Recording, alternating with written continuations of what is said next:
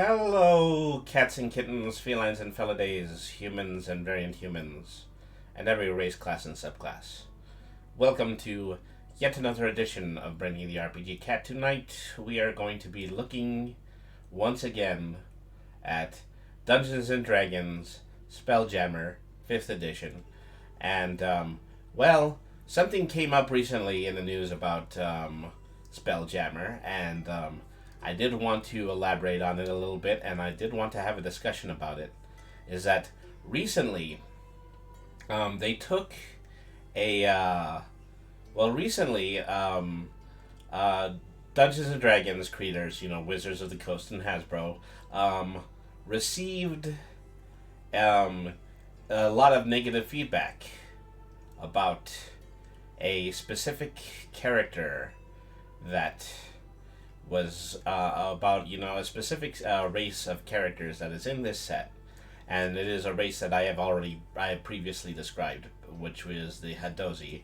I had read their section from Boo's Astral Menagerie, and so a lot of people felt that it was an entry that was extremely racist, and in response, the Dungeons and Dragons publishers issued a full apology.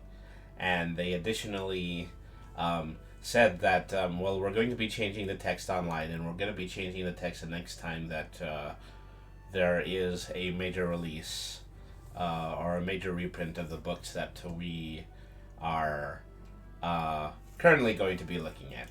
But, I thought I would just look at the statement, I would look at the updated material, and we would have a little discussion about it.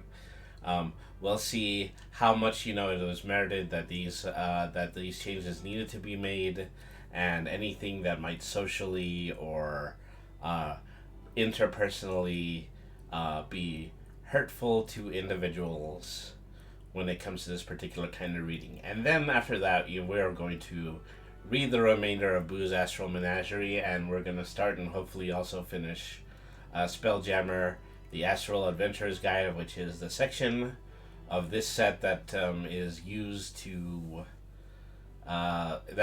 create original characters. So we'll take a look at both of those. Alrighty, everybody. So thank you, everybody, for tuning in. As always, our stream is brought to you by GreatMedia.Games. For inexpensive TCG single cards, visit GreatMedia.Games and use the code 10Finity at checkout for 10% off your online purchase. Alright, so let's go ahead, let's head over to the library, and let's take a look at the Hadozi controversy and the remainder of Boo's Menagerie and Astral Adventures Guide. Okay, so this is a statement. Oh, great. I'm going to start talking and then I'm immediately going to start coughing. That's wonderful. So anyways, this is the statement that was released by the D&D Beyond staff regarding the controversial language on the Hadozi. And so I wanted to read this first in order just to contextualize what I'm going to be talking about during the rest of the stream. So they say, "We wanted to acknowledge and own the inclusion of offensive material within our recent Spelljammer Adventures and Space content. We failed you, our players, and our fans, and we are truly sorry. This campaign includes a people called Hadozi, which first appeared in 1982. That is referencing the very first Spelljammer manual that the Hadozi came out in. Regrettably, not all portions of the content relating to the Hadozi were properly vetted before appearing in our most recent release. As we continue to learn and grow through every situation, we recognize that to live our values, we have to do better. Throughout the 50-year history of Dungeons & Dragons, some of the characters in the game have been monstrous and evil, using descriptions that are painfully reminiscent of how real-world groups have been and continue to be denigrated. We understand the urgency of changing how we work to better ensure a more inclusive game. Effective immediately, we'll remove the offensive content about Hadozi in our digital versions, and these will no longer be included in future reprints of the book. Our priority is to make things right when we make mistakes. In addition, we've initiated through an internal review of the situation and will take necessary actions as a result of that review. We are eternally grateful for the ongoing dialogue with the D&D community, and we look forward to introducing new, engaging, and inclusive content to D&D for generations to come. D&D teaches that diversity is strength, for only a diverse group of adventurers can overcome the many challenges a D&D story presents. In that spirit, we are committed to making D&D as welcome and as inclusive as possible. This part of our work will never end. Okay, so as I had said, the last time I did a stream, I had already read about the Hadozis, and so, the entry, specifically the entry from Boo's Astral Menagerie, which I'll read again. And so this wasn't the one that created the backlash, but this is still just kind of included out of the purpose of an understanding of what sort of characters that we're going to be dealing with. So this is what it says in Boo's Astral Menagerie. Red the Rabbit says, I like this apology. It admits fault, but it doesn't minimize the harm that was done and includes a plan to fix it. Yes, I agree with that. I absolutely agree with that. I do believe that, it understands specifically the error that they potentially made. It recognizes that they're the ones who made a mistake, and it does provide a plan as to how to prevent that kind of harm from appearing in additional versions of the book. Okay, so this is the entry from Boo's Astral Menagerie. Hadozis are slender, highly adaptive humanoids with simian features and their own language. Their feet are as fully as dexterous as their hands, even to the extent of having toes that serve as opposable thumbs. Membranes of skin hang loosely from their arms and legs. When stretched out between outstretched limbs, these membranes enable a Hadozi to glide. On Yazir, their home world, Hadozis lived high up in the trees to avoid large predators that walk on land. Today, wild spaces where most of them feel at home. Hadozis are often hired as mercenary crews by other spacefaring folk. Their natural climbing ability comes in handy, as does their ability to glide. A Hadozi accustomed to space travel knows how to use a ship's gravity plane to its advantage in combat. By diving off one side of the ship, gliding under the keel, and appearing on the opposite side of the ship from where it left off.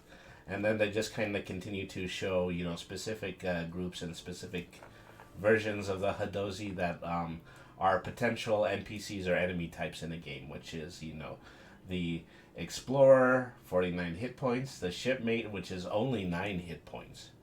And I did point this out when I discussed it last week, is that, a significant amount of the Hadozi characters just happen to be some of the lowest HP characters in the entire menagerie. Hadozi warriors who only have 16 hit points, and so that's creating a suggestion that these are the goblins or the kobolds or the very, very low encounter creatures that exist in this version of the game.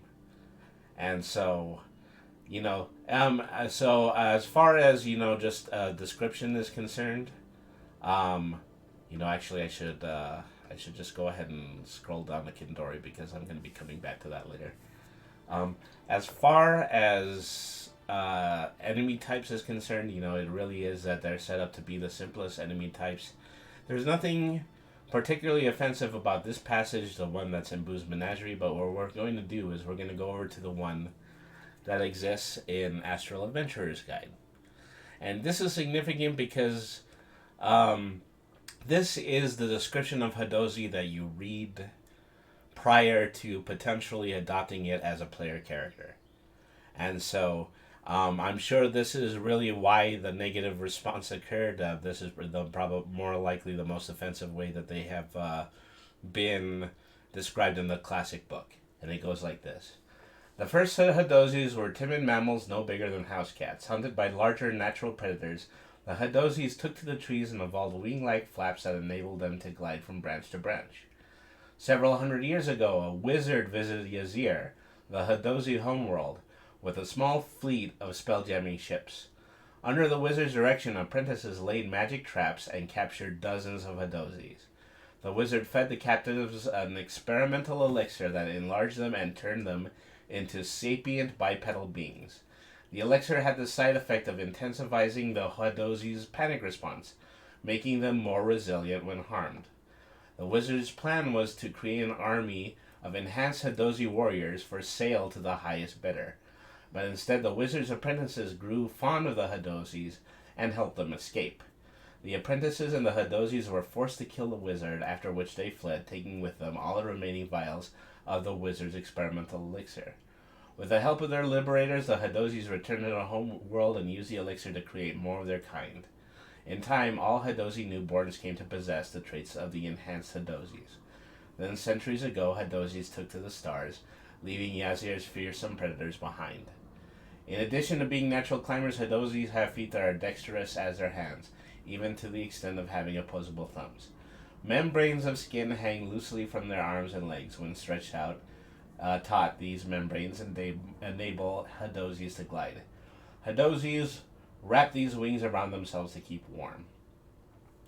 Okay, Hadozzi traits, they're humanoid, medium or small. Their walking speed is 30 feet. They have dexterous feet. They can use their feet to manipulate an object as a bonus action, and pick up or to open or close a door container, or pick up or set down a tiny object. If the Hadozzis are not incapacitated or wearing heavy armor, they can extend their membranes and glide. And the magic that runs in your veins heightens your natural defenses. When you take damage, you can use your reaction to roll a d6, add a proficiency bonus to the number rolled, and reduce the damage you take by an amount equal to that total. You can use this trait a number of times equal to your proficiency bonus. You gain all expended uses when you finish a long rest. Okay, so this is, where we do the unpacking of this discussion. And it really is, it's quite on its head why individuals were upset by this, because effectively this is a fictional work that is taking from a real world issue, and that issue was indentured servitude and colonialism. And so the purpose of Spelljammer as a fictional work is effectively, to take tropes of already existing our already existing understanding of the process of exploration. But the issue is that that is a history that is really fraught with a lot of crimes and indecency and a lot of awful, ugly parts of our history that we would like to forget. And the Hadozzi is particularly significant among the Hadozzi because the Hadozzi are a race that has been enslaved and has been forever replaced, has been forever changed and forever displaced within society as a result of their attempted enslavement.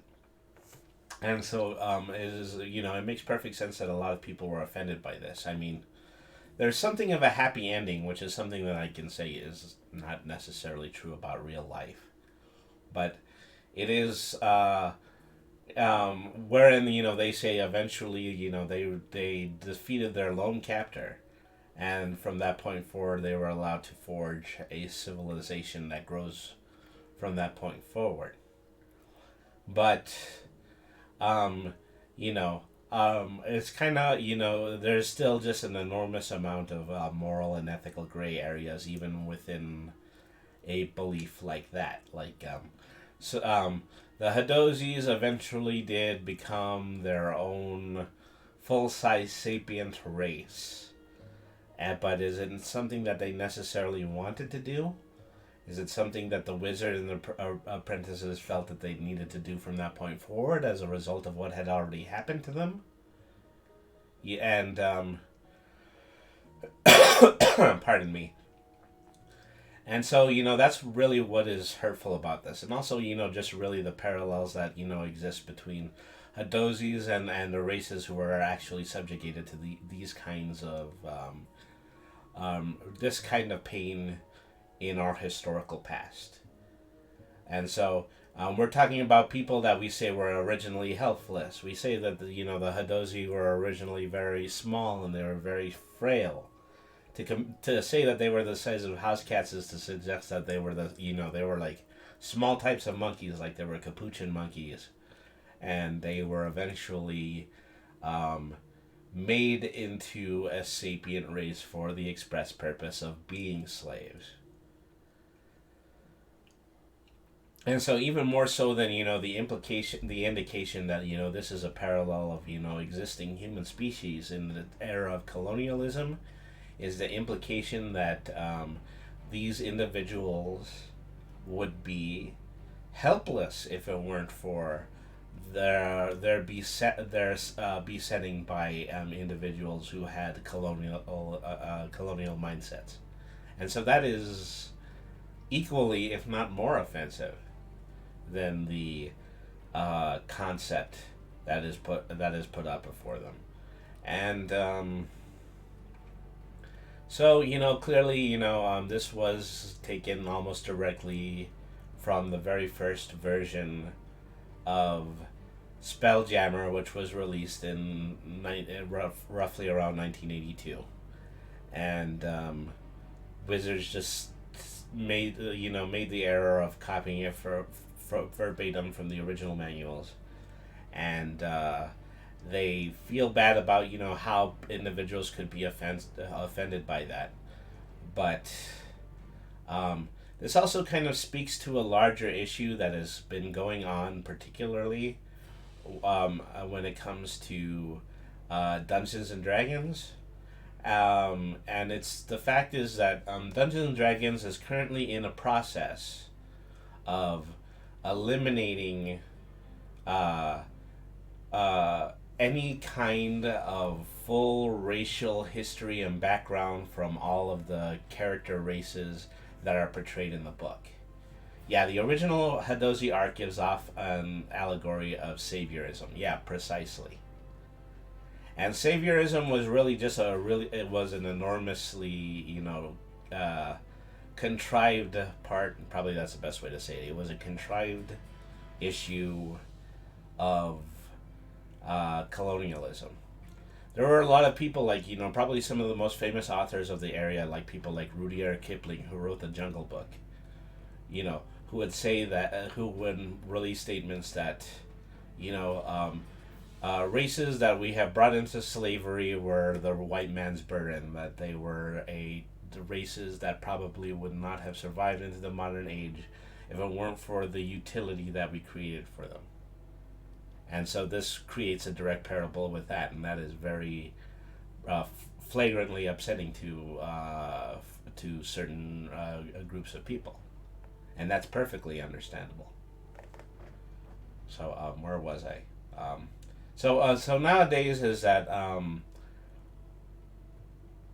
Dungeons and Dragons is doing everything it can to prevent your choice of race from dictating any kind of existing racism that already pertains to the Dungeons and Dragons lore.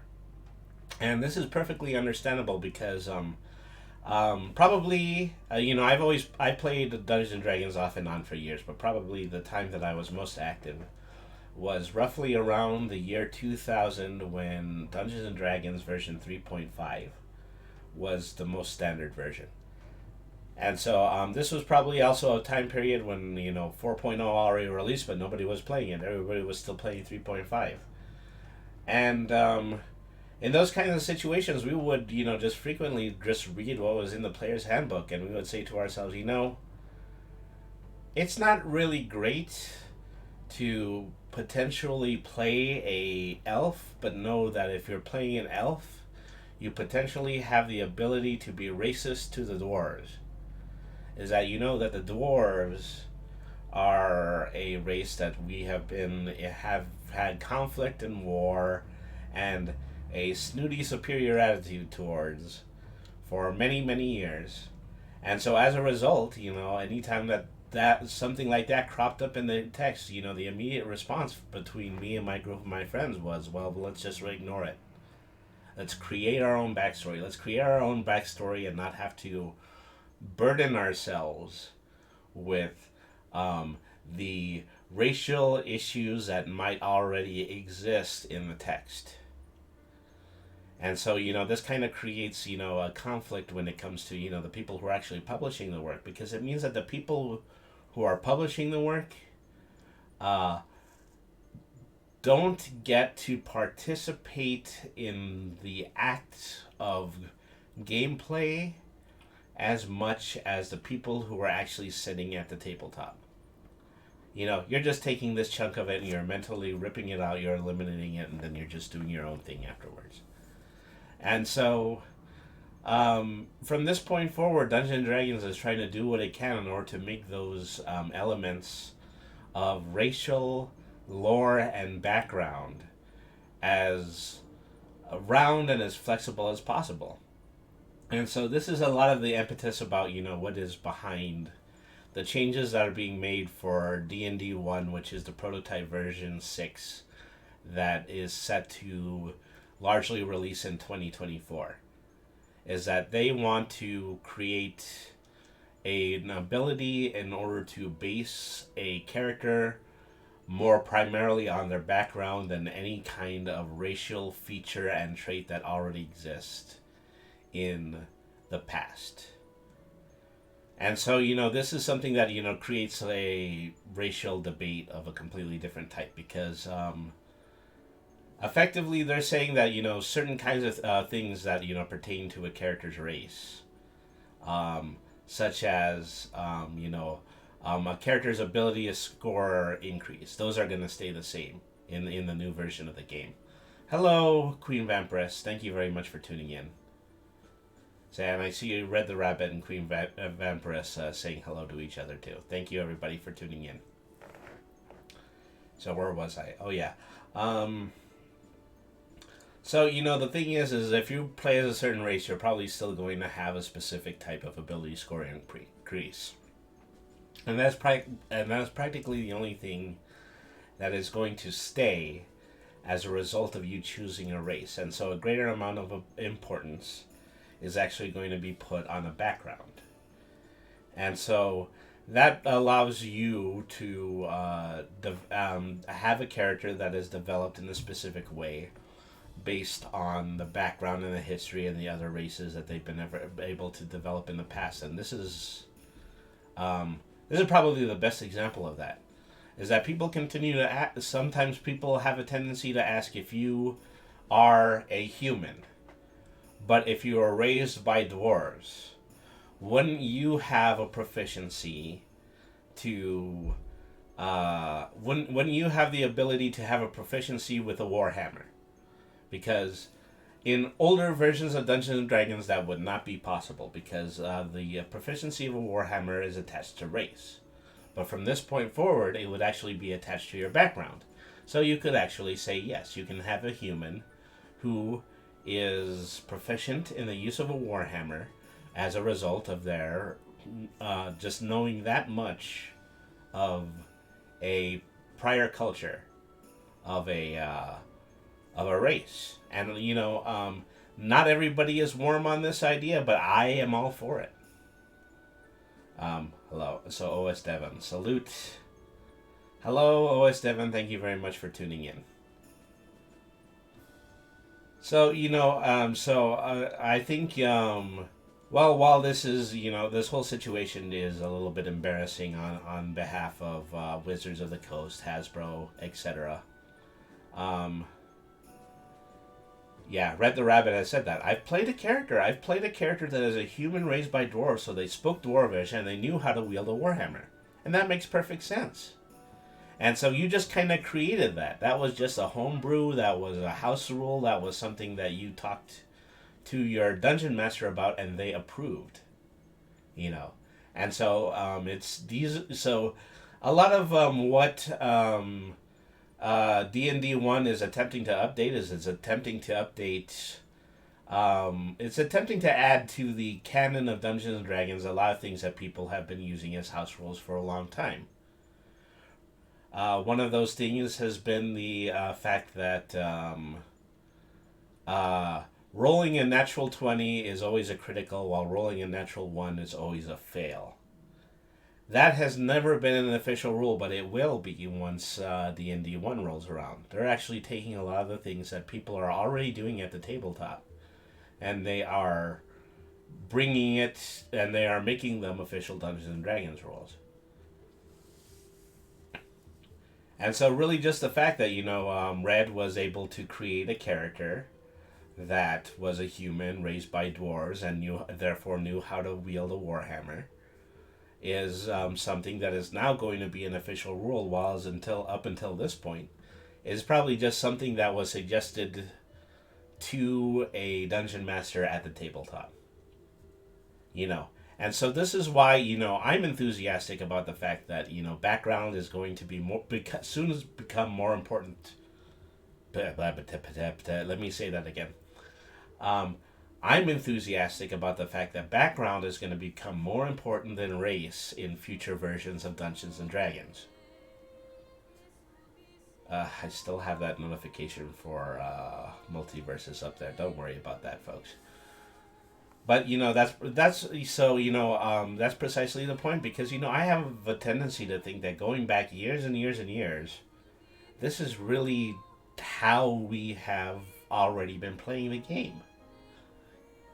So we don't have to face the embarrassment, even the embarrassment of, Hadozi having to live with the infernal background that they were created by a wizard with a malevolent intent of making them into slaves anymore.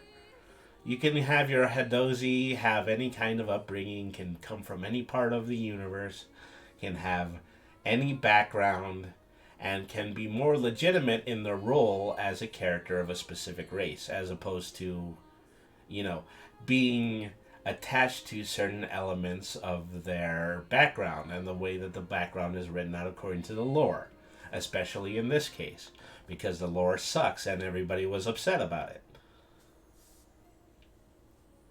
And so, that's the end of my rant. If anybody else wants to add anything in about how Dungeons and Dragons handled the Hadozi situation, any kind of thoughts that you have about prioritizing background over race in a game of Dungeons and Dragons, do feel free to continue discussing this in chat.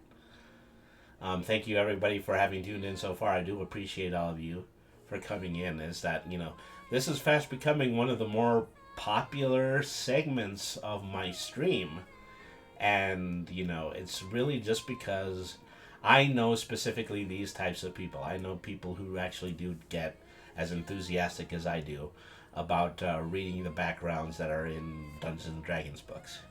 I think you said that well, Brady. Yes, thank you very much, Red. Alright, so, as promised, we're going to go back to what we were doing when we left off last week. We are going to start to read the remainder of Boo's Astral Menagerie, and hopefully we're also going to get through the Astral Adventurer's Guide. And so those are the two main background books of this version of Spelljammer that's in Dungeons and Dragons version 5. And then afterwards, I'm probably going to reserve another stream in order to read the very first Spelljammer storybook. And that's probably going to make up what the next of my stream is going to be. So let's go back to Boo's Astral Menagerie. And so we are reading about the Kindori, the space whales. I have something of a furtive understanding about why we have the tendency to imagine things like space whales, but I don't think it really applies to anything in the book, so I'm not going to go into that too much. Anyway. Kindori are among the largest creatures found in wild space. They resemble aquatic whales in general shape and are mammals as well. An adult specimen can be up to 80 feet long. A Kindori lacks a noticeable mouth. The leading edge of its body is dotted with small eyes that can emit bright beams of light, which the creature uses to blind predators before making its escape. Kindori communicate with one another over long distances by sending flashes of light from their eyes and draw from their nourishment the light of suns and stars. A Kindori is large enough to have its own gravity plane and air envelope, enabling smaller creatures to live and travel on its body. Mosses, molds, and other parasitic organisms grow on its surface, which in turn attract predators to clean them off. A Kindori might have Scabbers feeding on these parasites, which it doesn't mind. An extremely old or sick Kindori can be identified from the overgrowth of vines and vegetation on it. The bones and the cartilage of a dead Kindori do not deteriorate after parasites devour the creature's flesh. A Kindori skeleton can be transformed into a spell-jamming ship by placing a spell-jamming helm inside of it. So they are just taking these gigantic outer space whale carcasses and they are making ships out of them. That is weird and kind of badass and weird. Ugh. I've got a little bit of the hiccups. Kindori are peaceful creatures, but may have many unnatural enemies, including lunar dragons, solar dragons, and various people that inhabit wild space. Those would be wild space whalers, or wild space Kindoriers, Kindori hunters, Kindori poachers, something like that. Okay, lunar dragons, known as moon dragons or phase dragons, are capricious, xenophobic creatures that make their lairs inside desolate moons by burrowing through the rock. Before laying eggs, a female lunar dragon stocks her lair with food. She won't leave the lair again until the eggs hatch and the offspring are old enough to fend for themselves. Lunar dragon eggs have stony shells that are pale white to light gray in color. Lunar dragons are alabaster white when they hatch, and they gradually turn darker as they age. Ancient moon dragons are the color of slate. Lunar dragons enjoy depriving other creatures of treasure more than acquiring the treasure themselves. Often found among the treasures in the lunar dragon's hoard are one or more spell-jamming helms, taken from vessels that dare to invade the dragon's territory. A lunar dragon can become incorporeal, but not to the extent that it can pass through other creatures or solid objects. In the semi-incorporeal state, roughly half of the dragon's body has a dark, indistinctly spectral form. Ooh, that's pretty intimidating.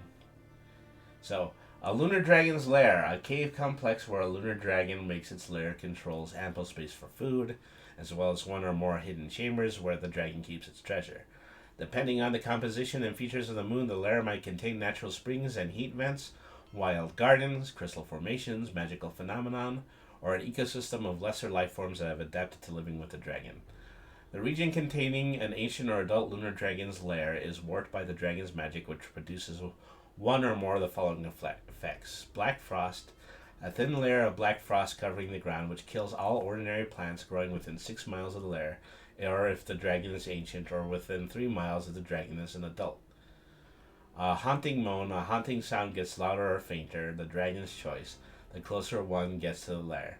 The moan is audible 6 miles from the lair if the dragon is ancient, or 3 miles if the dragon is an adult. Moon devils, swirling funnels of dust known as moon devils, crisscross the area within 1 mile of the lair, intercepting other creatures that they encounter. A moon devil is a free-willed air elemental that deals cold damage instead of bludgeoning damage.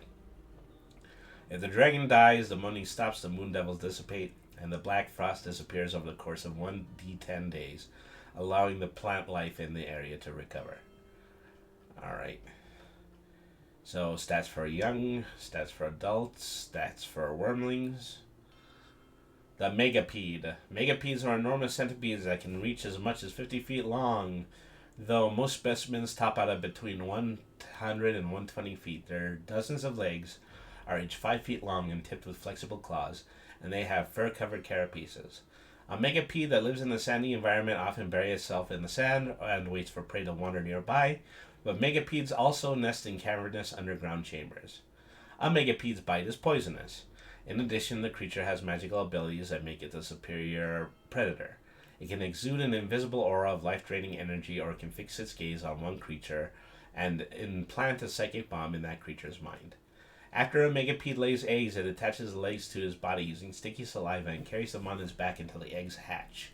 Newly hatched megapedes grow to full size within weeks by pursuing as much as they can, possibly including one another if their food is scarce. Now, the existence of a creature like this in Spelljammer is something that is very indicative of the time period in which all of this was written. If you were in the arcades in 1983, you would play a little game called Centipede, and it was just a game that was sandwiched between multiple space shooters. So anybody who was writing a tabletop module at that point was probably imagining giant space centipedes, and that's precisely what they put into this book. Okay, the Merkame. Okay, so Merkanes are merchants who trade primarily in magic items and advanced technology, including artifacts and spelljamming helms. These 12-foot tall, lanky blue giants dressed in elegant robes and have elongated heads and long spindly fingers. They use spelljamming ships to cross the Astral C and from world to world within wild space systems, where they conduct most of their business. It's rare to see more than one Merkane at a time, though it's common for a Merkane to be accompanied by underlings or bodyguards. Merkanes will conduct business with anyone fairly and reliably, provided the other party has neither harmed nor swindled another Merkane in the past. Merkanes have a special form of telepathy that allows them to communicate with one another across the multiverse. A Merkane often uses this ability to warn other Merkanes about individuals who are dangerous or unreliable. Once a Merkane has been offended by someone, getting back into their good graces is next to impossible. A Murder Comet. Evil spellcasters create murder comets by combining the essence of earth elementals with that of fire elementals. A murder comet looks like a screaming stone head wreathed in flame. It trails fire behind as it travels through wild space, either singly or in a posse with other murder comets looking for ship's crews and other unsuspecting targets to destroy. A murder comet's creator can bind their spirit to the comet. In this form, the comet's creator becomes ageless and immortal, free to race across wild space without need for air, sleep, or sustenance. The murder comet's face takes on the appearance of its creators, and its statistics change as follows. Replace the comet's intelligence, wisdom, and charisma scores with those of its creator, and replace the comet's alignment and languages with those of its creator. Wow. So I'm really impressed by this, specifically because of the implications it has with necromancy and lichcraft. Is that, if you really want to be a powerful lich, you're going to be a lich that flies screaming through the icky, black darkness of space. And that is a murder comet. And so I'm thinking really hard about that. I certainly hope I'm going to get an opportunity in order to put something like that in a game someday. A murder comet? Yes, a murder comet. It is exactly what it says in on the tin. Thank you very much for tuning in, Griffin Moore. Okay, let's see here. Nethalgu. Known throughout the multiverse as brain collectors, Nathalgo consume the brains of humanoids and use them as receptacles to enhance their magical abilities. Nathalgo are born in the nightmarish farm realm, but they spread across the astral plane and find their way onto the various worlds of the material plane where brains are much more abundant. A Nathalgu has a bulbous body and 6 legs resembling those of crustacean. 4 bulging eyes and the tooth-filled maw dominate its hideous visage. Behind and above these features, 1 or more lumps protrude from its body, each one containing a brain a Nethalgu has consumed. After a Nethalgu kills a victim, it uses its pincers to cut open the victim's head and remove the brain. It then swallows the brain whole. The collected brain is stored inside one of several pockets in the Nethalgu's head. Once it has collected 12 brains in this fashion, it is overcome by an urge to return to the farm realm and begins devoting all of its energy to finding a way home. In an encounter with a Nethalgu, roll a d12 to determine how many brains it's already collected. And so this is effectively what it looks like. You want to be a Nathalgo. You want to be a person traveling dense space in search of intelligent people's brains. I mean, it seems like a nightmare to me, but I'm the wizard, and I don't want my brain to be eaten by a strange creature from outer space. But that's me. That's my preference. Okay, so Yogis. Yogis look like an outsized spider with an eel's neck and a head. It can poison the body and mind of its targets and can subjugate even beings that are physically superior. Yogi usually dwell in far-flung locations on the material plane, as well as the astral plane and the ethereal plane. They left their homeworld long ago to conquer and devour creatures in other realms. During this area, they dominated the Umber Hulks and used them to build sleek, spidery ships capable of traversing the multiverse. Does that mean barbarians are immune to Nethalgu? I mean, I'm sure if a Nethalgu abducted a barbarian's brain, it would feel really, really cheated. And so, it's my understanding that barbarians do have a role in Spelljammer, because probably one of the most famous NPCs in Spelljammer is a barbarian. His name is Misk. He's very popular. He's a very popular character in general.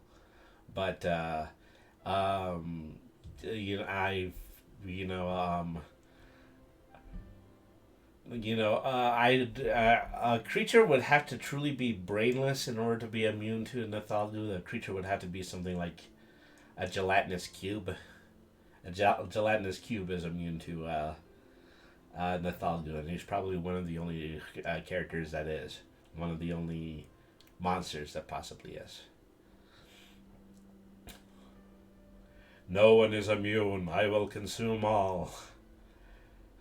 Okay, you're giving me a little bit of a scare there, my bromide. Just letting you know about that. Okay, a Yogi hatchling swarm. A Yogi lives about a century. When an individual is rendered weak by advanced age, the other Yogi in the group overpower it and inject it with a special poison. The toxin transforms the old Yogi into a bloated mass of flesh. Younger Yogi lay their eggs atop of it, and then when the hatchlings emerge, they devour the old Yogi and then one another until only a few of the strongest newborns are left. Sometimes the newborns, united by a singular evil purpose, coalesce into a scattering swarm instead. There's not a picture of that, which is unfortunate because that was a very complex description. But I'm not entirely sure what's going on there. I'm probably going to have to look at the book again if I ever want to try to implement that, but that does sound awful. That does sound horrible. Okay, Yogi pirates are adult Yogi that serve as crew members aboard Night Spiders and other Yogi-controlled vessels. Yogi society makes no distinction between individuals, aside from the ability that a given creature has to control others, and they don't comprehend the emotional aspects of existence that humans and similar beings experience. To a Yogi, hatred is as foreign a sensation as love, and showing loyalty in the absence of authority is foolishness. They virtually sound like outer space drow. Yogi pirates and adult Yogi mark themselves and those they capture through the use of dyes, transformational magic, and other markings intended to signify rank achievements and the identify of the individual's leaders. So if you don't really have emotions, the very next thing that you value is military rank, apparently. By these signs, Yogi can identify each other's place in the hierarchy, and they must defer to those of higher station or risk high punishment. Okay, so this is going to be just a big class list, so I think eventually we'll see an image of one of these. Nope, not either. So eventually we're going to be going to the Astral Adventurer guide, so if there are any images that are missing from here, I'm sure they'll be over there. Plasmoids. Plasmoids are fun. Plasmoids are intelligent oozes that can alter their shape at will. Their amorphous bodies have a soft, malleable texture, and plasmoids can extrude up to 5 pseudopods, each one up to 5 feet long. They use their pseudopods for locomotion as well for manipulating objects. So we're talking about slimes that can grow limbs. Every plasmoid has a massive nerves for a brain. Plasmoids don't have internal organs as humans know them, but they have pores through which they absorb oxygen. Up to 4 times in its life, a plasmoid can reproduce by joining with another member of its species. After this merging, the 2 plasmoids separate and one of them divides in half. When a plasmoid splits in 2, one of the resulting creatures is the original, and the other is a physical duplicate that lacks the experience and knowledge of its parent. A plasmoid talks by forcing air through tubular cavities in its body, giving its voice a whistling quality. A plasmoid boss is that plasmoids who use their increased size and strength to boss around similar weaker creatures can end up in positions of power surrounded by loyal underlings, sycophants, and would-be usurpers. A plasmoid boss might be the master of a guild, the leader of a criminal enterprise, the lord of a plasmoid community, or the captain of a spelljamming ship. And this is what he looks like. Not quite humanoid, a little bit more centaur-like, I assume. A plasmoid explorer, well, you know, what they tend to look like when they're actually trying to be more ambulatory, really just human and amoeba at the same time. Say, my avatar lacks a beak. It's nearly perfect. Yeah, unfortunately, you know, what you're actually able to pick out in stream avatars is not as ideal as even I would want it to be. Boros. I do like that one. I do believe that this is one of the player character races as well. This is a warrior. I mean, it's great to just be able to have an extra limb any time that you want to have and be able to hold an extra weapon. That's a good part of it. Okay. Sirlons, I think that's how you pronounce that. Sirlons are magnificent worm-like creatures that live on the Astral Plane. A full-grown specimen is 7 feet long. They have legs that end in hooves and arms that end in hands with 3 long fingers. Sirloins... Did I say that the right way? Yeah. A sirloin's eyeless head resembles that of an earthworm, capped by a maw ringed with teeth. Sirloins adorn themselves in richly covered robes and rarely wear armor or carry weapons. Sirloins live for thousands of years because they spend most of their time in deep astral.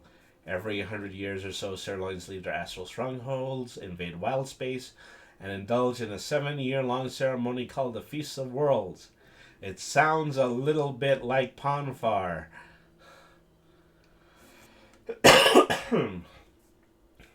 On the material plane, sirloins have been known to work with mind flayers. Together they collect victims to feed on. The lilithids devour the victims' brains, while the sirloins consume the feast of the prey.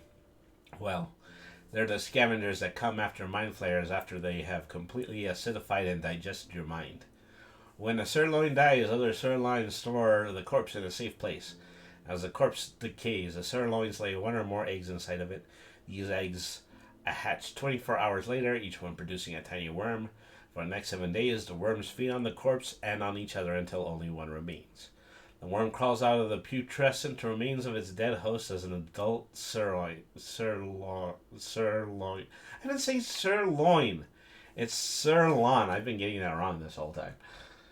Alright, well, he's a hideous bugger.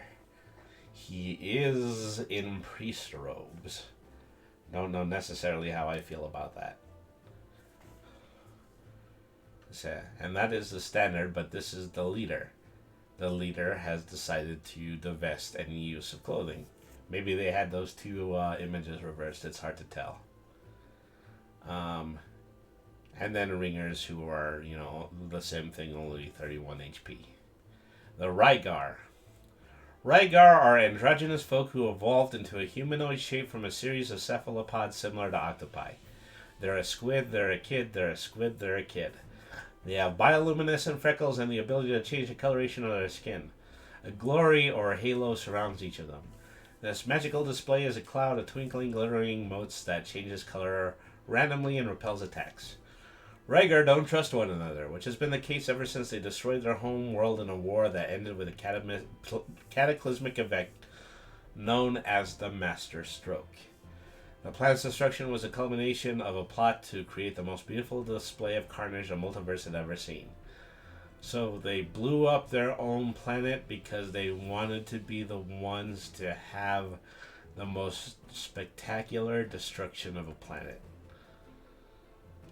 Rygar exists solely to make art and wage war. They consider warfare to be the highest form of artistic endeavor, and every act of violence they commit is done with the intent of creating something beautiful. Rygar wander wild space in the Astral C in search of artistic inspiration, traveling in symbiotic organic ships that they create.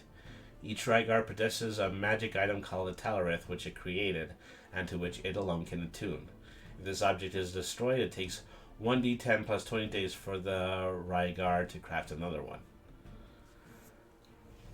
Okay, Talarith, the Rygar who creates this piece of jewelry chooses this form: bracelet, brooch, diadem, or necklace. So these are subclasses of our Rygars.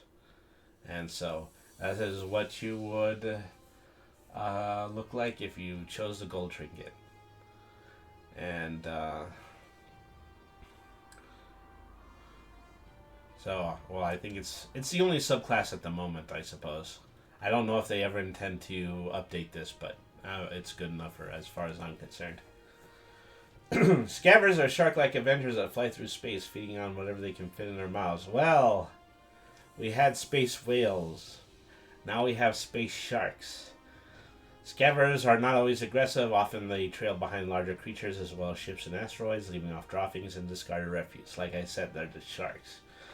They enter the air envelopes of those bodies so that their host moves often at high speed.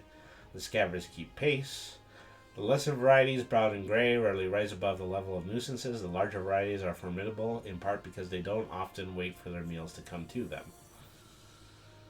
A Scabber has a single large eye in the leading edge of its head. This eye glows while the creature is awake. It has a wide mouth full of sharp teeth. A Scabber flies in lazy circles when it sleeps, but otherwise moves through space much as a shark swims through water. So brown, gray, and night Scabbers and void Scabbers. Because we got to make sure that we've got special monsters for the void, of course. A solar dragon is born in the heart of a star. It divides its time outside its lair between patrolling its territory and hunting for food. The dragon has a serpentine body, a pair of ventral limbs ending in long fins, nebulous wings that give off light and gleaming, multicolored scales. You can see clearly even in blindingly bright light. Solar dragons are as fond as treasure, just as all dragons are, but in the airless void of wild space, they value food even more. Solar dragons frequently feed on Kindori, Scabbers, and other forms of space-wielding wildlife. A solar dragon might make a distant spell-jamming ship for possible prey and come within range of the vessel's weapons before realizing its error and veering away. A wiser, experienced captain won't take the dragon's approach as a sign of hostility. Solar dragons that are fired upon often have been known to batter the offending ships to flinders.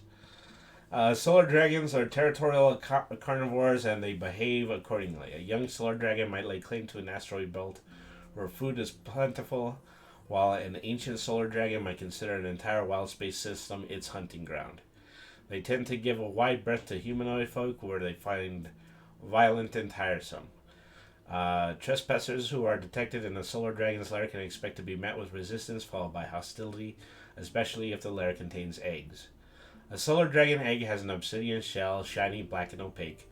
When the egg is close to hatching, the shell becomes translucent, allowing the light from the unborn wormling's wings to shine through. Okay, so I knew they couldn't resist putting an image of this one. I am mighty impressed by that. I think that's as close to an Eastern dragon that Dungeons and Dragons ever tends to get to. Pardon me. So a solar dragon's lair customarily lairs in a star, radiant core, or nest in a gigantic hollowed-out rock engulfed by the star's blinding radiance. A star in which a solar dragon makes its lair has the following effects on creatures: blinding radiance. A creature that is within 10 miles of the star or inside of it is blinded by its intense light, unless the creature has protective gear to shield its eyes, such as goggles of night or a similar form of eyewear. I mean, you're going to be threatened by seeing too much light when getting too close to a solar dragon's lair. I would say if you got that close to any kind of star, you should be just as worried about that. So, adult, young, and wormling. And I guess these are what the eggs look like. Oh, this is the fun one. Everybody is into killer clowns from outer space these days. Well, as it turns out, the space clown is actually a type of enemy in Spelljammer. Space clowns are the inhabitants of a wild space system known as Clown Space. The humans who once inhabited the system's 3 ring-shaped worlds placed their path in a god of revelry. Their worship ceremonies were centered on festivals and frivolity. Over time, the people's happiness hinged on the ever-increasing consumption of an elixir called Thrill Joy.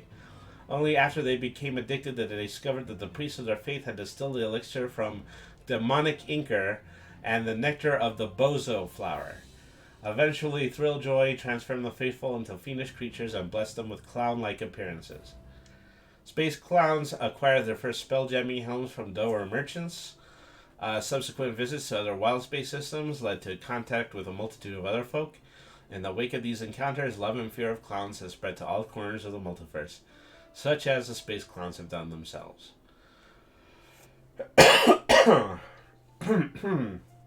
Alright. Marauding space clowns feed on humanoid flesh. They travel through space in garishly decorated ships and sometimes take up residence on populated worlds where they set up carnival tents to lure curious onlookers into their clutches. They are armed with colorfully painted ray guns that work only for them.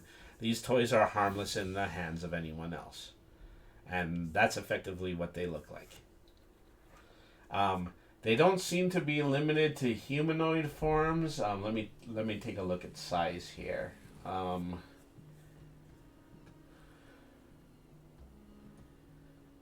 don't think they don't provide size because it's not a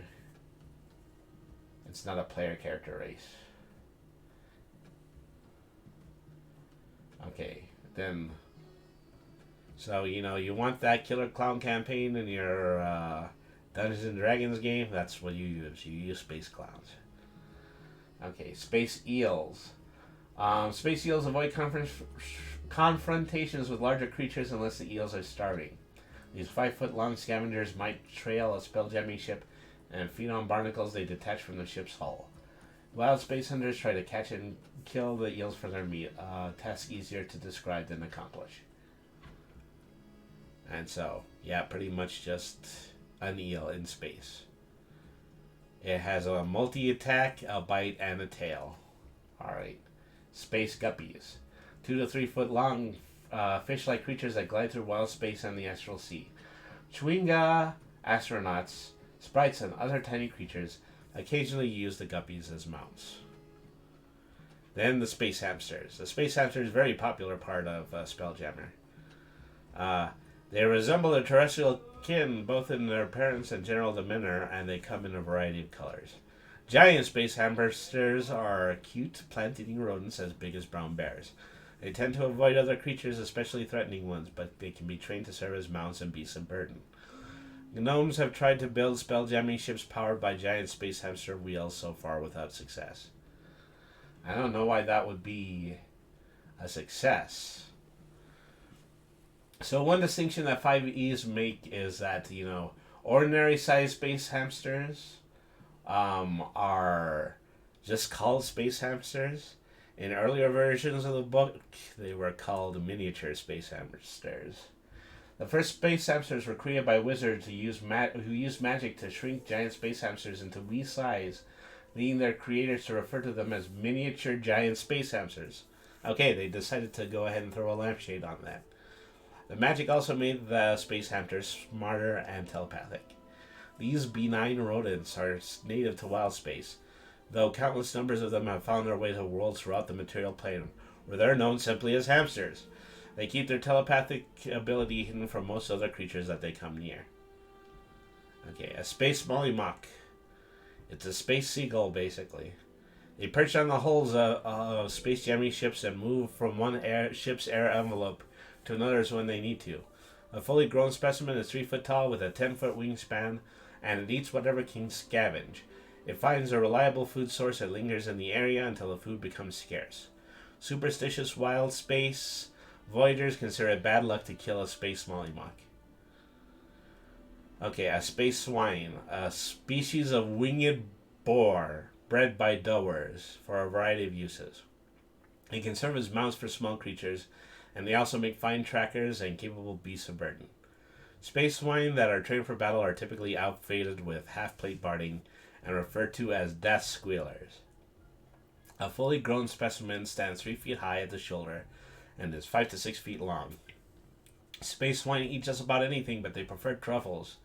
A space swine is also tastes delicious when roasted and served with applesauce. What and why would you want to do that to your mount is something that I probably don't want to ruminate on a little bit too much. Alright. Sirens are lizard folk who have adapted to life in arid climates in a wild space, and they have the same stat blocks as the wizard folks in the monster manual. In addition to the variants below, this is a Siren Defiler. Lay waste to plant life around them and draw vital energy at the same time from other creatures that are caught in the area. A Siren Poisoner. Coat their weapons with toxin and hurl bombs that release poisonous gas. Starlight Apparition. Transparent projections of unfortunate souls who perished in wild space or in the Astral C are known as Starlight Apparitions. Each one has a luminous, incorporeal appearance that resembles its former self but with eyes that glow. Starlight Apparition is different from a ghost. While a ghost is doomed to haunt the place it died until some promise or goal it couldn't achieve in life is fulfilled, the goal of a Starlight Apparition is to help someone else to avoid or overcome a perilous obstacle or accomplish a difficult task. A Starlight Apparition comes to being when the soul of a deceased individual from its resting place in the afterlife projects a spectral copy of itself across a vast distance with the help of a deity or another powerful celestial entity. The apparition lasts only as long as its services are needed to complete the task at hand. Then it fades away, never to return. And there it is. 3 keen carnivores with insectile features, 2 pairs of arms because their bodies are encased in protective chitin, one of those 2. They tend to eschew armor. Though Thrykin don't need to sleep, they do require periods of activity to revitalize themselves. The Thrykin language does not employ words in the usual sense. To demonstrate emotion and reaction, Thrykin clack their mandibles and wave their antennae. Other creatures find this method of communication difficult to interpret and impossible to duplicate. To interact with creatures of other sapient species, Thrykin rely on a form of telepathy. Thrykin also use weapons of their own design, particularly a 2-handed polearm with a blade at each end, and a light thrown weapon called a chachka, a flat triangular wedge with 3 separated blades. Gythikas typically have shafts of bone and obsidian blades, while chachkas are usually sharpened and made of bone and crystal. A generic Thrykin stat block appears in the monster manual. And then in wild space, they have a tendency to have new warrior forms. This is the warrior form. This is the hunter form. This is the mystic form. These are the Vampirates. Vampirates are the walking, talking husks of dead pirates who refuse to go quietly into the afterlife. They ply the void in their ships, plundering unsuspecting vessels, and feeding on the life energy of those unlucky to cross their path. A vampirate appears as a gaunt figure with milky white eyes and skin as dry as parchment. Some have a peg leg or a hook in place of a hand, mementos of a life of misadventures. A vampirate has fangs like a vampire but doesn't use them to draw vital fluids from prey, which vampires consider an unsavory act. Rather, a vampirate drains life energy from another creature by touching it or siphoning off its energy from a short distance away. I think that makes it scarier than vampires. I mean, a vampire, you know what you're dealing with. They're going to go over and they're going to try to bite your neck. But these guys, they can just siphon you from across the room. As it feeds on the energy of other creatures, its appearance becomes more robust, although it never truly looks alive. Vampires eat, drink, and sleep because they like to, not because they like to, not because they must. Because they like to, not because they must. They rest in wooden coffins or crates full of great dirt.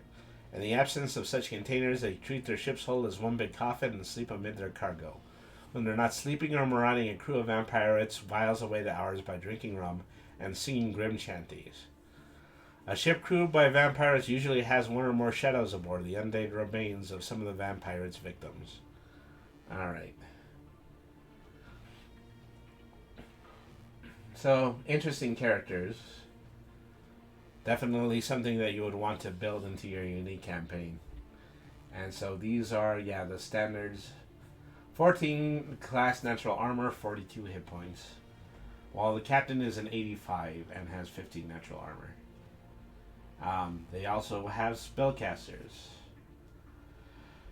Okay, we're getting to the very end of this, and that's a good thing because my throat's getting a little bit raw. Zodar. A Zodar is a bipedal entity whose body is encased in an obsidian exoskeleton. It has no facial features aside from 2 narrow vertical slits that resemble eyes, and its countenance betrays no hint of pain and emotion. Underneath its armored exterior, a Zodar's body is composed of tightly knit muscle fibers that make it incredibly strong and heavy. A Zodar weighs 1,500 pounds. No one knows how many Zodars exist or where they came from, but the most popular hypothesis is that they were creations of some long-forgotten god. Zodars interact with other sapient creatures in a manner that goes beyond mere aloofness. They simply hover in silence, When a Sodar finally performs some significant action, the reasons for that action aren't always clear. One interpretation of this behavior posits that each Zodar has a specific mission and is relentless in pursuit of its goal, but reacts oddly to situations that don't involve its mission because it doesn't know what else to do. Another theory is that all Zodars are working in concert to achieve some master objective.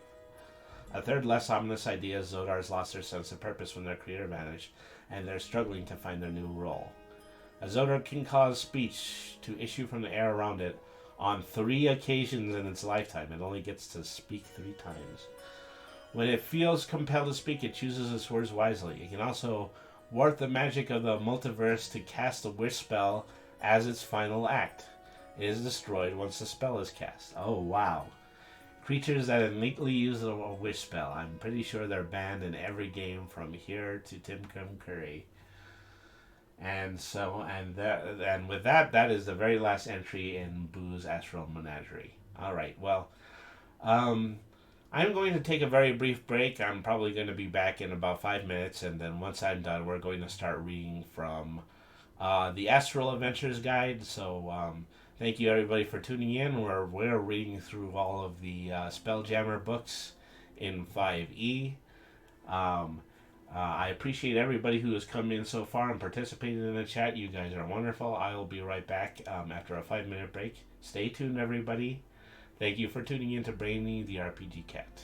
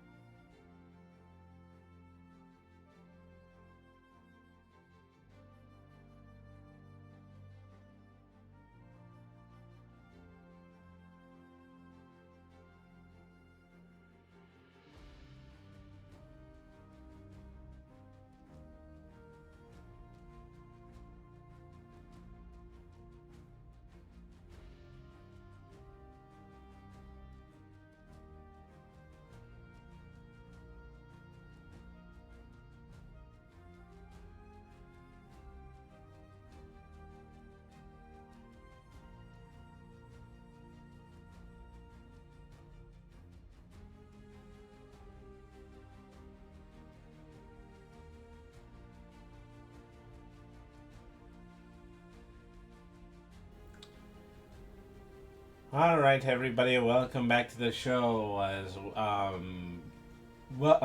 This is Brainy the RPG Cat, and of course, I'm Brainy the RPG Cat as well. I'm one or two of those things, but anyways, we are doing a stream of tabletop lore. We have been reading out of We just finished reading Boo's Menagerie. We're done reading Boo's Menagerie. We reached all the way to the bottom of the page on that one. And so now we're going to start reading the Astral Adventurer's Guide. This is part of the same 3-book set that is making up the 5e version of Spelljammer. And so this is the version that is going to introduce us to player character races. And we're also going to take a look at some Spelljammer vessels so people can see what they can create. They want to be the owner of a fine ship in the Dungeons & Dragons universe. Okay, far out. Alright. Thank you everybody for tuning in. Once again, this stream is brought to you by GreatMedia.Games. We're partnered with the GreatMedia.Games in order to bring you inexpensive TCG single cards. Visit GreatMedia.Games and use the code 10Finity at checkout for 10% off your online purchase. Alrighty then, let's go ahead. Let's head back to the screen and let's start reading Astral Adventurer's Guide from 5e Spelljammer. Alright. In a D&D game, adventurers can unfold in any corner of the multiverse, not just in the dungeons and wildernesses of the material plane, but also on other planes of existence, including what celestial navigators refer to as wild space. When you stand on the material plane world and look up into the night sky, what you're seeing is wild space, and beyond that, the Astral C. Exploring these realms and the worlds they surround is the crux of a Spelljammer campaign. The Astral Plane is quite literally the plane of stars. Most precisely, it is where the stars and portals to the heavens reside, an infinitely vast celestial void that surrounds all the worlds of the material plane. Every D&D world, whether round, flat, or some other shape, exists in an airless void called wild space. A world might be solitary, or it might have neighbors, one or more suns, worlds, moons, asteroids, comets, or other bodies. This neighborhood of celestial and planetary bodies is called a wild space system. In wild space, the material plane and the astral plane overlap. Creatures and objects in wild space age normally and are effectively on the sides of both planes at once. If you were to leave your home world and continue outward until you neared the edge of the wild space system, you would begin to see a faint silvery haze. By traveling into this haze, you pass from wild space into the Astral C, more colorfully known as a silver void. The deeper into the Astral Sea you travel, the thicker and thicker the haze becomes, but the stars that shine through it are always visible. Wild space and the Astral Sea together comprise the Astral Plane. The Astral Sea, like wild space, is a void. However, it is not an airless one. Here you can breathe normally and exist indefinitely, never aging and never needing food or drink. You can propel yourself through the Astral Sea with the power of your mind alone. Those many astral voyagers wisely travel in well-armed ships, for this place is the home of a host of fearsome creatures. Here travelers might find the petrified hunks of dead gods and swirling pools of a color that serve as portals to other planes of existence. Welcome back. I'm going to head out to have a good night. Take care, everyone. Good night, Queen Vampiress, and thank you very much for coming in again, and thank you for saying hello to everybody in chat. Let me see. Much in a way that oars and strong winds enable travel by sea on terrestrial worlds, magic items called spell-jamming helms are used to propel and steer ships through wild space and the Astral Sea. A spell-jamming helm customarily takes the form of an ornate chair in which the ship's pilot sits. To attune to a spell-jamming helm, one must be a spellcaster. The pilot of a spell-casting ship is called a spelljammer. Most of the Astral Adventurer's Guide is designed to be shared with players.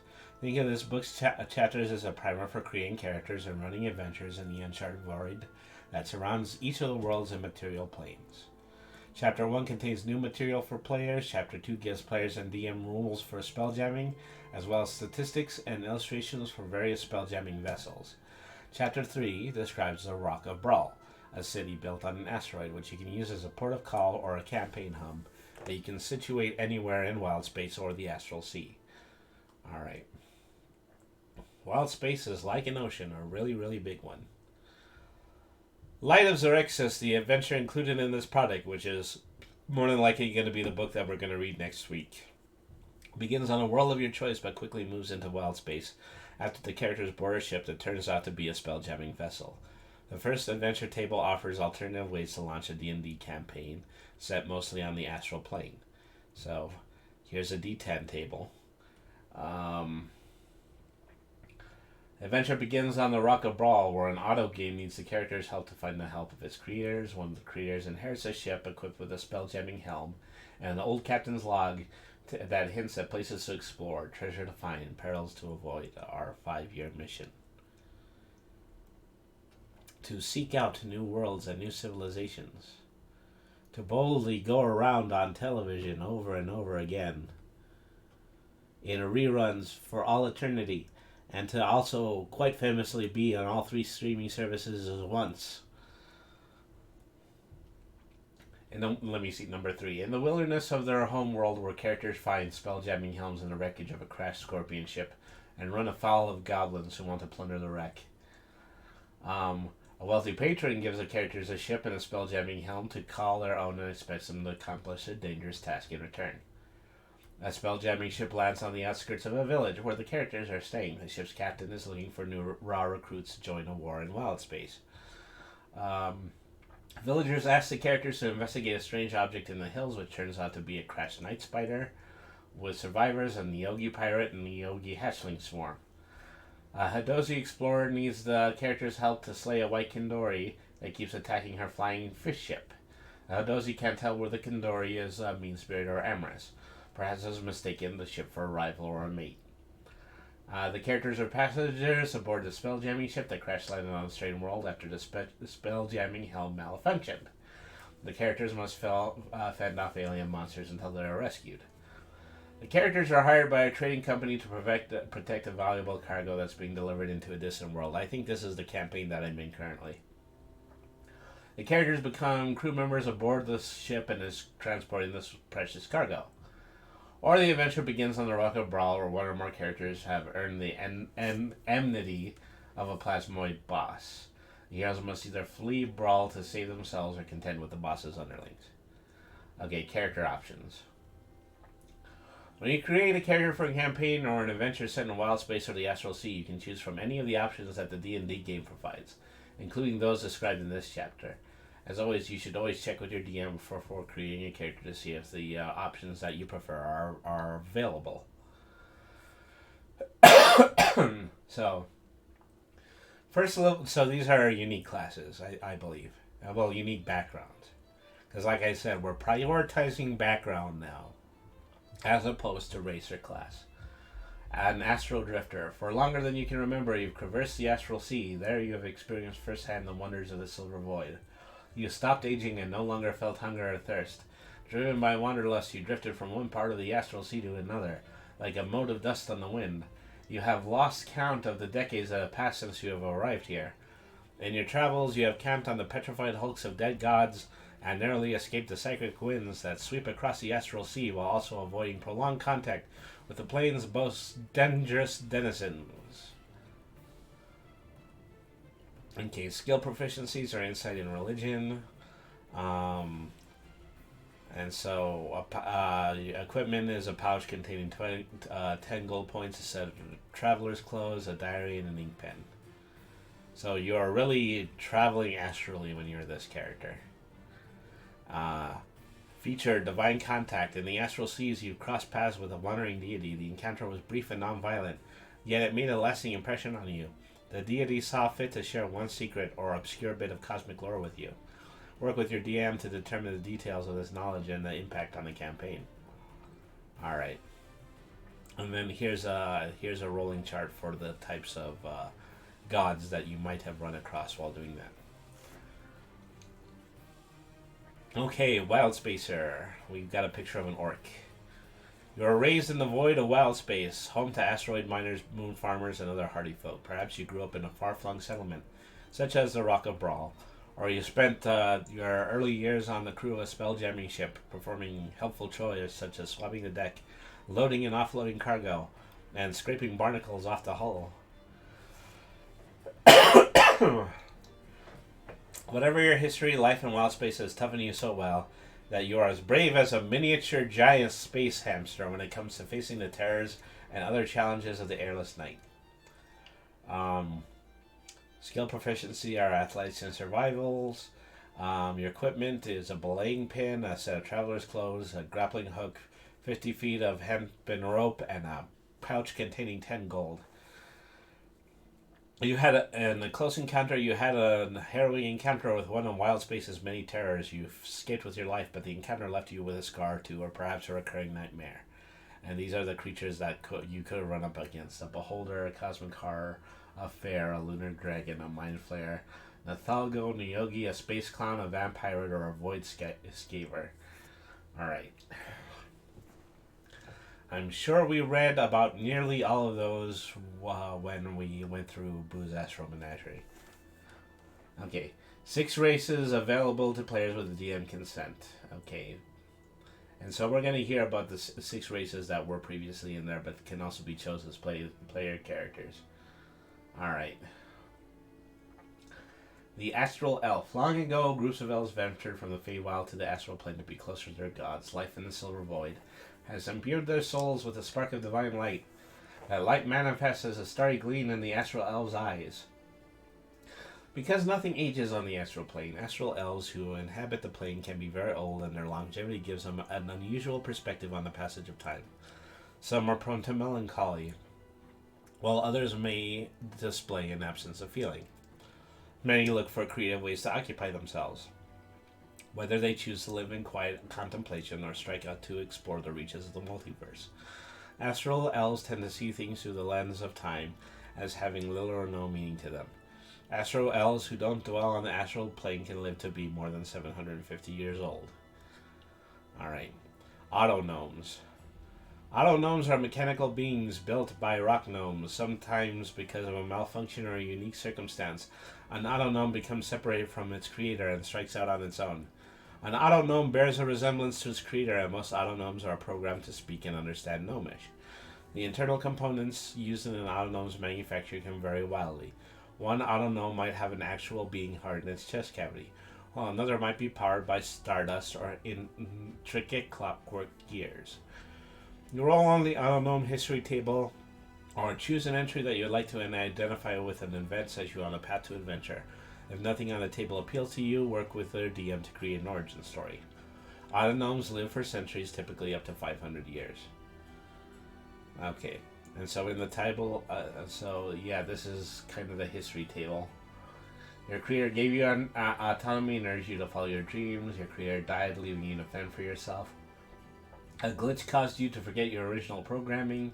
You don't like how you're treated by your creator, so you ran away from home. You are built to complete a special mission, or you felt trapped in the role for which you were built and abandoned by your creator, destined to find a greater purpose. Alright. Gifts. Gifts or GIFs. Gifts or GIFs, one of the two. GIF are tall, broad-shouldered folk with hippo-like features. Some have smooth skin, while others have short bristles on their faces and the tops of their heads. As beings of impressive size and unforgettable appearance, GIF are noticed wherever they go. Most GIF believe they originated on one world, but their home world is now the stuff of legend because no living GIF has seen it or knows where it is. The divine beings who create GIF have likewise been forgotten. Their titanic, petrified bodies drift on the Astral C and unrecognizable in their current forms.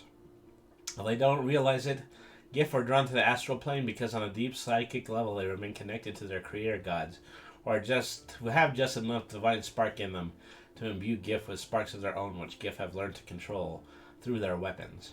Most GIF have no idea where this so-called astral spark comes from, but they feel its presence most strongly when they are in wild space or when they are in the Astral Sea. GIFs are split into 2 camps concerning how their name is pronounced. Half of them say it with a hard G, and half of it with a soft G, so both of them are correct, just like I thought. Disagreements over the correct pronunciation often blossom into hard feelings, loud arguments, and headbutting contests, but they rarely escalate beyond that. Well, at least it's not like the GIF argument that we have to deal with in real life. Okay, so here the Hadozi again. We've already described the Hadozi at length at the beginning of the stream. And Plasmoids, for that matter. They are definitely creatures that, you can adopt as player characters, and so are the Thrycreen. Known for their unique pole arms. Although, they probably should have given one that had the other unique weapon in it. I think it's this tri-arrowed bow right here. Okay. So on to Astral Adventuring. If you're a player or a dungeon master who wants to know more about spelljamming in the Astral Plane, this chapter is for you. It depends on what's written about the Astral Plane in the Dungeon Master's Guide, and includes an assortment of spells, magical items, and spelljamming ships. Okay. Spelljamming is the act of using a spelljamming helm to propel and maneuver a ship. The individual that operates the helm is called a spelljammer. When cruising through space, a spelljamming ship can travel 100 million miles in 24 hours. At this speed, the spelljamming helm makes minor course corrections on its own to avoid collisions with meteorites, other detritus, and space-dwelling creatures. These slight course corrections sometimes cause mild space sickness, which is a harmless affliction among those who aren't accustomed to space travel. A spelljamming ship automatically slows to its flying speed when it comes close to something big enough to have its own air envelope and gravity plane, such as another ship, a Kindori, an asteroid, or a planet. The exact difference between the obstacle and the ship is for the DM to decide. But whatever obstacle causes a ship to slow down is usually close enough to be seen by creatures on deck. While moving at a flying speed, a spelljamming ship is generally as maneuverable as a seafaring vessel of similar size. Using a spelljamming helm to move a ship produces a feeling in the spelljammer similar to moving a limb that has fallen asleep, a pins and needles sensation, though not as painful as its analog. When the ship approaches something large in space, the spelljammer is usually the first to detect it as the ship slows down. An experienced spelljammer can often sense what caused a ship to slow down a few moments before it can be seen. An asteroid feels different from a space galleon or a pod of Kindori, for example. Excuse me. A ship can have more than one spelljamming helm aboard it, but only one spelljamming helm at a time can be used to control a ship. If a spelljammer tries to gain a control of a ship by using a second spelljamming helm, a spelljamming duel ensues. Remove this conflict by having each spelljammer make a constitution check. If the dueling spelljammers tie, then have them reroll. The spelljammer with the lowest check result loses the duel and gains 1d4 levels of exhaustion. In addition, their attunement to the spelljamming helm ends at once, and they can attune to any spelljamming helms until all levels of exhaustion are removed from them. Air envelopes. When a creature or an object leaves a planet's atmosphere and enters wild space, an envelope of breathable air forms around and lasts until the air is depleted, and that's basically what this is. This is how the gravity affects the spelljammer ship up and down, and this is the extent of the air envelope.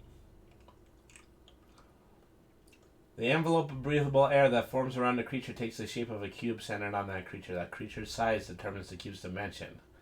And so, yeah, the size of the air envelope for every creature size.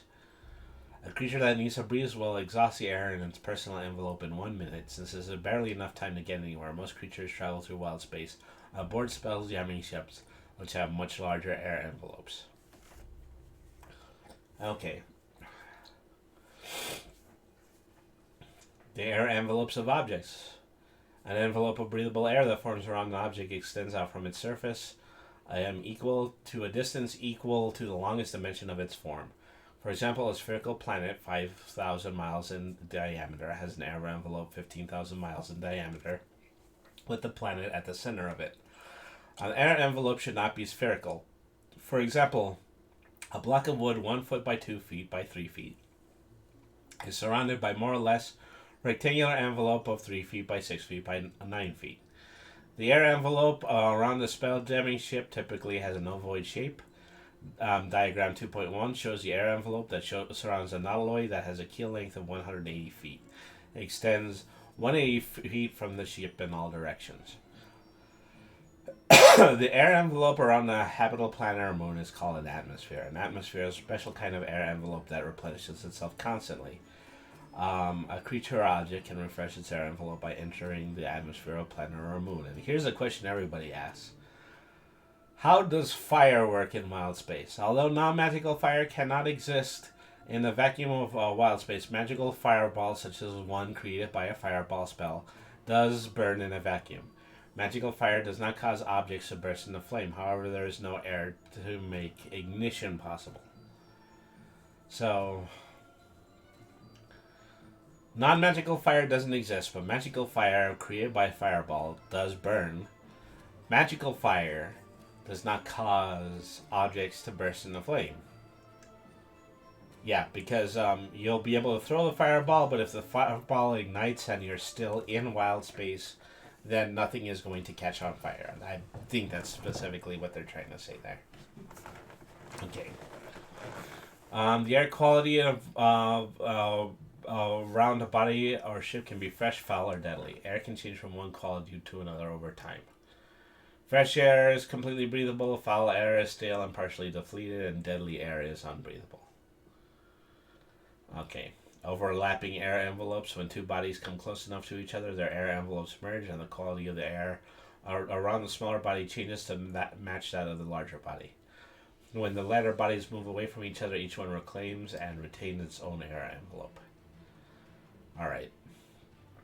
Gravity planes. In wild space and on the astral plane, gravity is a accommodating force that the duration of an event seems to be that which is most convenient. For an object the size of a planet or a moon, gravity pulls everything towards the center of the body. For a similar object such as a spacecraft, gravity doesn't radiate from a point, but rather from a plane that cuts horizontally through the object and extends out as far as its air envelope. That allows people to just kind of stand in a straight up and down trajectory on while they're standing on top of a ship. One of the unusual properties of a gravity plane is that an object that falls off the side of a ship can end up oscillating back and forth across the gravity plane. So in that situation, if you drop a ball off of the side of the ship, it's going to bounce up and down as it's going up and down where the horizontal center of gravity is. When gravity planes intersect, the gravity planes of both ships remain in effect until the two ships touch each other. If that happens, the gravity plane of the ship that has more hit points remaining overrides the other ship's gravity plane, suppressing it as long as the ships remain in contact. When a ship touches down on a planet, if a ship has one or more decks on the ventral side of the ship's gravity plane, precautions must be taken before the ship lands to secure anyone and anything that might fall when the ship's gravity plane is suppressed. When a spell jamming ship moves in space, creatures and objects in the air envelope move in it, pull along with the ship because of the strength of its gravity plane. However, an unanchored creature or object floating in the ship's air envelope is weightless and drifts towards the edge of the air envelope at a speed of 10 feet per minute. An unconscious sailor or crate that falls off the deck of a spelljamming ship would begin drifting away from the ship as long as its gravity plane towards the edge of the ship's air envelope. When it exits the air envelopes, the sailor or the crate would be left behind and the ship moves away from it, and they very likely would have died. Falling. A floating creature that enters the air envelope is immediately affected by the larger body's gravity or gravity plane. The creature falls from where it entered the air envelope at the surface of that body or to the gravity plane of that body, whichever is nearer. Normal damage from the fall applies if the creature is something solid at the end of the fall. A creature or an object that falls across the gravity plane takes no damage from the fall but begins oscillating from one side of the gravity plane to another. Alright, and so this is the description of the astral plane. Every world of the astral plane is situated in wild space, or more precisely, in its own wild space system. Wild space systems are airless oceans teeming with space-dwelling life forms, including spores, space plankton, and larger creatures that resemble fish and aquatic mammals. The ones that need to survive either generate their own envelopes or live in the air envelopes of other creatures.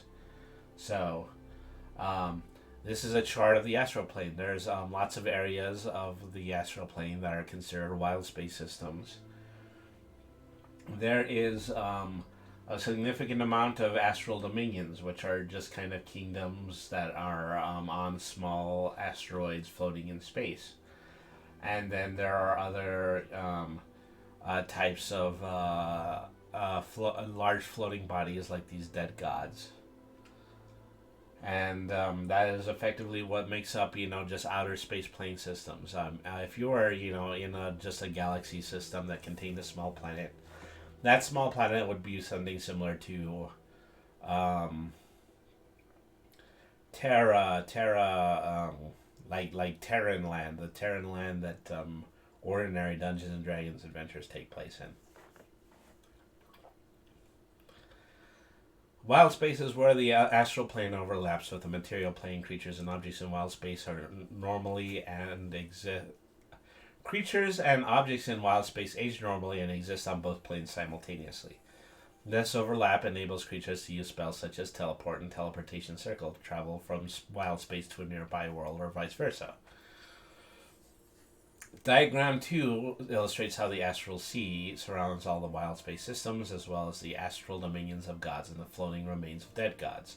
Many wild space systems have names. For example, Realm Space is a wild space system that contains, among other things, the planet Toril, home of the Forgotten Realm setting. The following sections describe how astral travelers can get from one wild space system to another. Many gods have dominions in the Astral Sea. These locations typically take the form of floating islands or cities of fantastic proportions.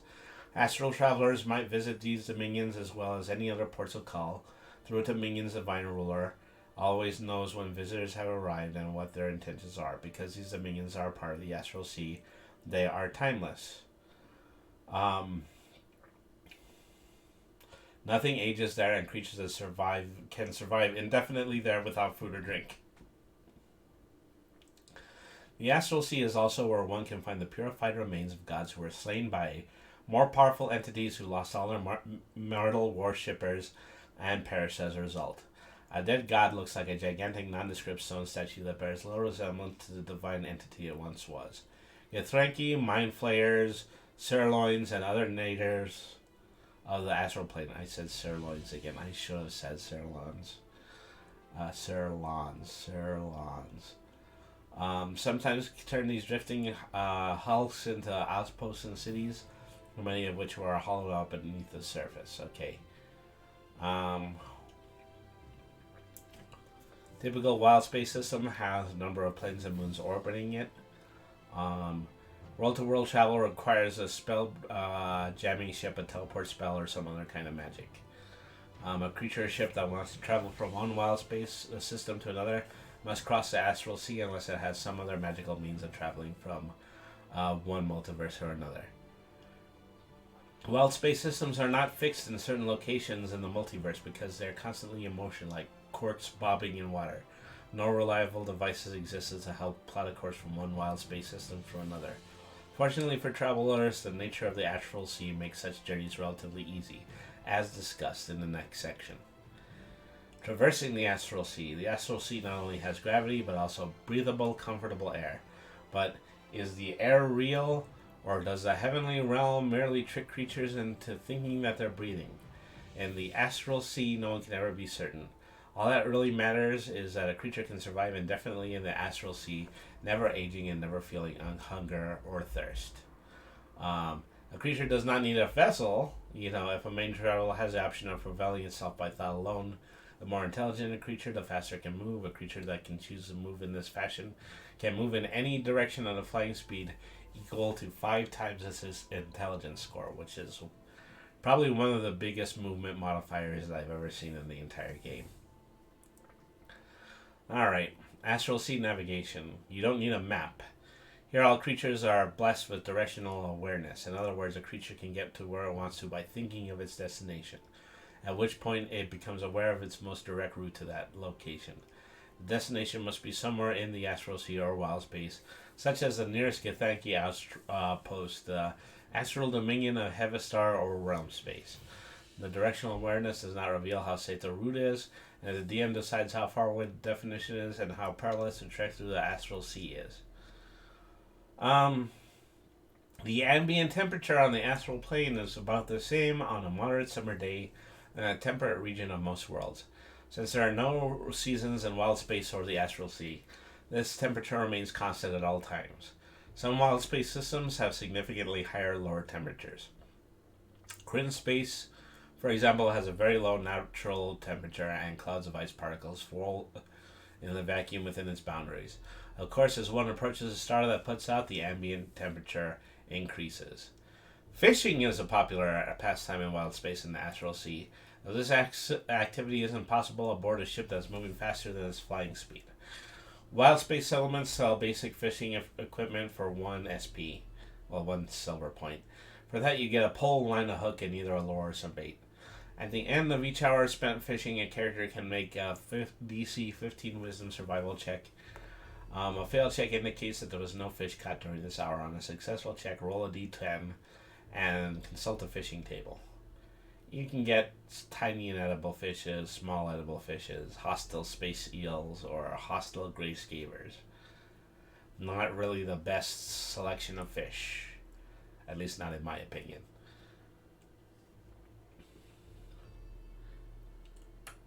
Okay, rules for weightlessness, rules for magic.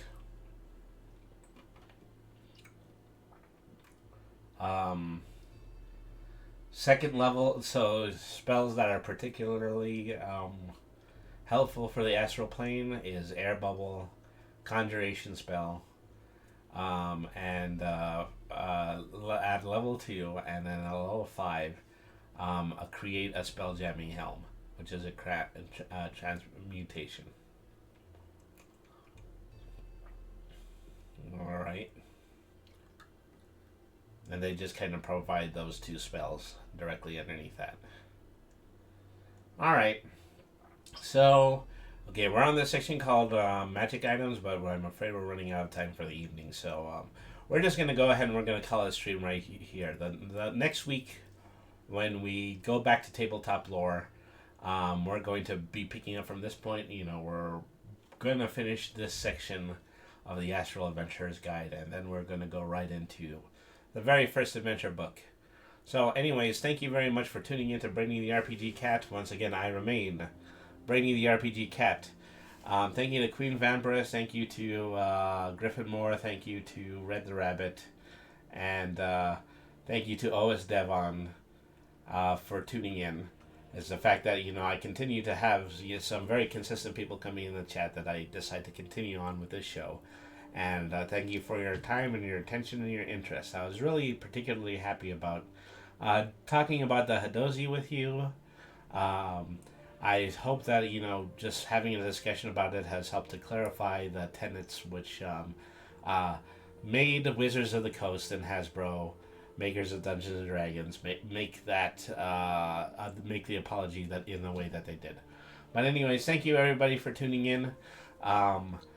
As always, this stream is brought to you. This stream is brought to you by greatmedia.games.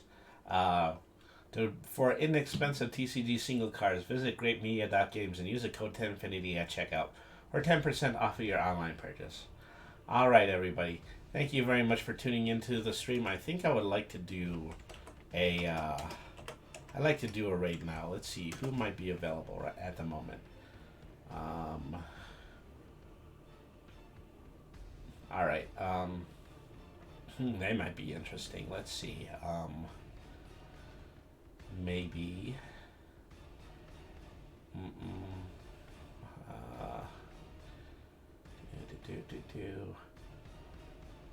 Well, I would like to visit Grandpa VT. They just recently got a new PC online, and they're in the middle of doing a test to see how that PC is working. So let's start out with a shout out. Shout out to Grandpa VT.